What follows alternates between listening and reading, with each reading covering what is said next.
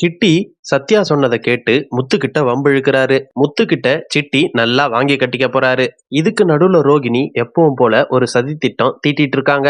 மீனா முத்து மேல கோவமா இருக்காங்க. அந்த டைம்ல அவங்க அம்மா கால் பண்ணும்போது அவங்க அம்மா கிட்ட சரியா பேசல. அதனால மீனாவோட அம்மா குடும்பத்துல இருக்க எல்லாருமே முத்துவுக்கும் மீனாக்கும் ஏதோ சண்டை, அதனாலதான் மீனா சரியா பேச மாட்றா அப்படின்னு நினைச்சிட்டு இருக்காங்க.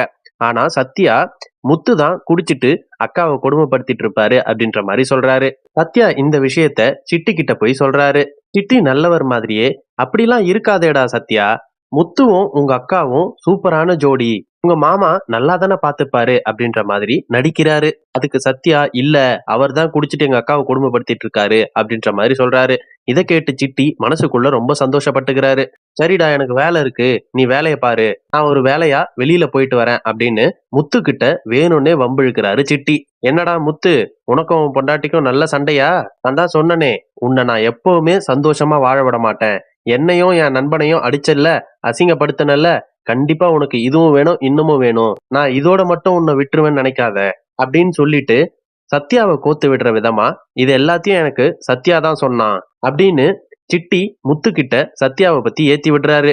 இதை கேட்ட முத்து, இந்த சத்யா எவ்வளவு சொன்னாலும் கேட்க மாட்டானே, இன்னும் இவன் நல்லவன் நம்பி இவன் பின்னாடி சுத்திட்டு இருக்கானே அப்படின்னு நினைச்சுக்கிறாரு. இதுக்கு நடுவுல ரோகிணி, கிறிஷ்க்கு பர்த்டே வருது, அவன் கண்டிப்பா வந்துருங்கம்மா அப்படின்னு சொன்னான். இப்போ நாம என்ன காரணம் சொல்லிட்டு கிறிஷோட பர்த்டேக்கு போறது? இந்த மனோஜ் வேற என்ன சொன்னாலும் நோண்டி நோண்டி கேள்வி கேட்பான்.